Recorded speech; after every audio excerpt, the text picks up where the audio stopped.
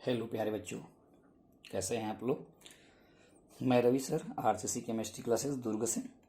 आज हम बात करने वाले हैं basic concept of redox reaction.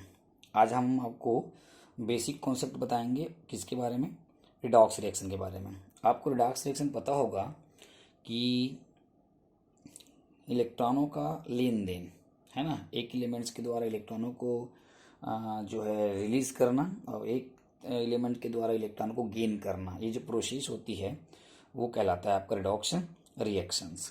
तो आइए हम कुछ उसके बेसिक कॉन्सेप्ट और उसके कुछ फंडामेंटल्स जो है ना टर्म्स हैं उसके बारे में जानते हैं। तो देखिए, मैं आपके सामने कुछ टर्म्स दिया हुआ है, आप देख सकते हैं कि यहाँ पर देखिए, है ना, यहाँ पर देखो आप लोग क्या लिखा हुआ है SN, और यहाँ पर लिखा हुआ है Fe, यहाँ पर लिखा हुआ SN4 और यहाँ पर लिखा हुआ Fe2+। ये SN जो है वो टीन है, स्टेनम बोलते हैं उसको। ये Fe है, फेरम है, और ये है ना स्टेनिक है, और ये आपका फेरस है। जिसकी जो वैलेंसी ज़्यादा होती है उसको हम लोग क्या बोलते हैं, इक लगाते हैं, और जिसकी वैलेंसी कम होती है उसमें हम अस लगाते हैं। ये 2 है तो अस बोलेंगे, 4 है तो इक लगाएंगे, ये 3 है तो इक लगाएंगे, और ये आपका अस। तो इसी को अच्छे समझिएगा, इसी में बेसिक कॉन्सेप्ट और रेडॉक्स रिएक्शन छुपा हुआ है। आपको पता है कि ये तो टीन होता है, टीन स्टेनम का जो एटॉमिक नंबर होता है 48 होता है, और 48 में है ना 2 लॉस कर दिए तो क्या, सॉरी 50 होता है, 50 में 2 का लॉस कर देंगे तो कितना जाएगा 48। उसी प्रकार यहाँ पर देखो 50 में हम लोग 4 लॉस कर देंगे तो कितना आ जाएगा 46। उसी प्रकार देखिए Fe3+ है, Fe का कितना होता है 26 होता है, उसमें 3 गायब कर दो तो कितना आ जाएगा 23, 23 है ना, और यहाँ पे 26 में 2 गायब कर दोगे तो कितना आ जाएगा 24। बस इसको एकदम इस फ्लो चार्ट को अच्छे से समझिए, आपको सब कुछ क्लियर हो जाएगा।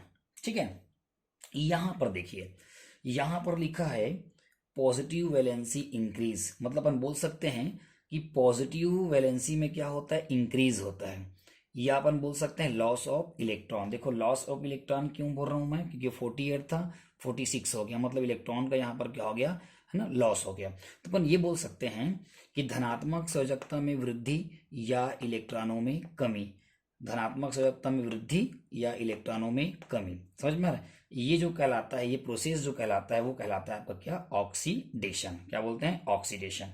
क्या कहेंगे, ऑक्सीडेशन। ऑक्सीडेशन मतलब क्या होगा, ऑक्सीकरण, ऑक्सीकरण। अच्छा, SN2+ SN4 है ना, SN4+ में चेंज हो रहा है, तो ये चेंज होने की जो प्रोसेस है वो क्या है, ऑक्सीडाइज, ऑक्सीकरण है ना। ऑक्सीकरण मतलब यहाँ पे देखो क्या लिखा है, ऑक्सीडाइज, ये लिखा हो देखो है ना, ये आपका लिखा है ऑक्सीकरण।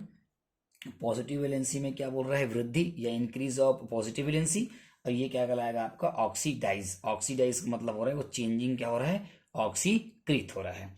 अच्छा, जब ये बंदा जब इसमें चेंज हुआ तो इन केस में क्या हुआ, ये जो बंदा रहता है हम लोग उसको क्या बोलते हैं, रिड्यूसिंग एजेंट बोलते हैं। क्या बोलेंगे, रिड्यूसिंग एजेंट बोलेंगे। यहाँ लिखा हुआ देखो रिड्यूसिंग एजेंट, या उसी को हम लोग बोलेंगे अपचायक पदार्थ। क्या बोलेंगे हम लोग इसको, अपचायक पदार्थ। और ये जो रिड्यूसिंग एजेंट जो होता है, अपचायक जो पदार्थ होता है, वो हमेशा क्या होता है, इलेक्ट्रॉन डोनर होता है। देखिए 48 था 46 हो गया, मतलब इलेक्ट्रॉन डोनेट कर चुका है।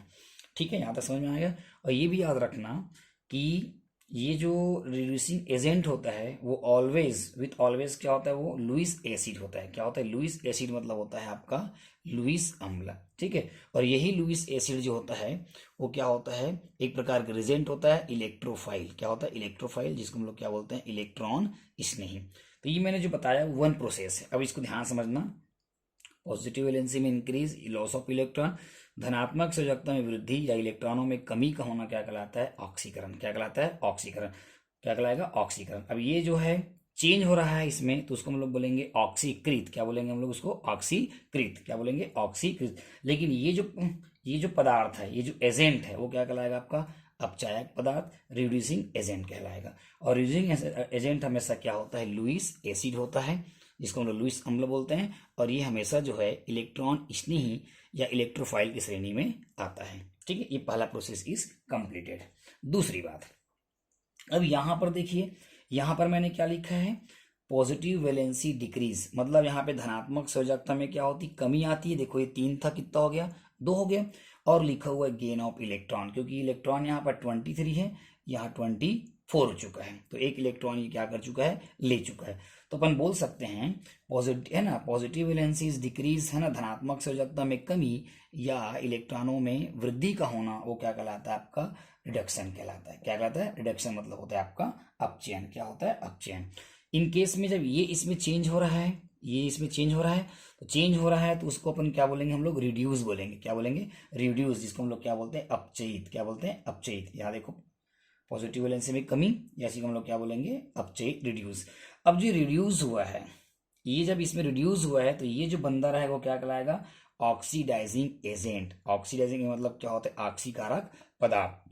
और हमेशा ऑक्सीकारक जो पदार्थ होता है, ऑक्सीडाइजिंग जो एजेंट होता है, वो इलेक्ट्रॉन क्या होता है, एक्सेप्टर होता है, इलेक्ट्रॉन को एक्सेप्ट करता है। जाहिर सी बात है, ये इलेक्ट्रॉन को डोनेट करता है तो ये क्या करेगा, इलेक्ट्रॉन को एक्सेप्ट करेगा।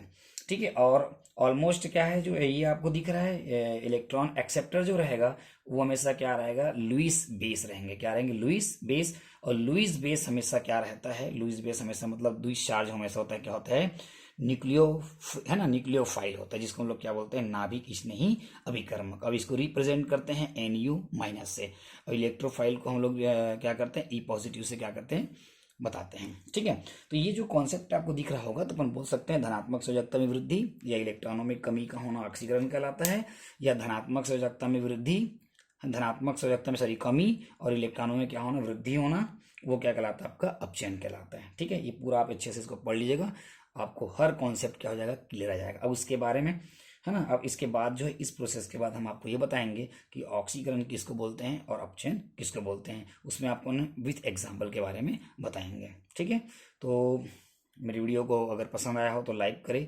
सब्सक्राइब करें, और जितना ज़्यादा हो सके इसको लाइक सब्सक्राइब करने के साथ मेरे ये मोबाइल एप्लीकेशन में जाके मेरे कोर्स को सब्सक्राइब करें। और अभी तो मैं इस बोर्ड में पढ़ा रहा हूँ, मैं बहुत जल्द जो है आप लोग के सपोर्ट और, है ना, सहयोग से मैं बहुत जल्दी मैं जो डिजिटल बोर्ड में आऊँगा और बहुत अच्छे तरीके से केमिस्ट्री कॉन्सेप्ट को समझाऊंगा। ठीक है, thank you so much all of you.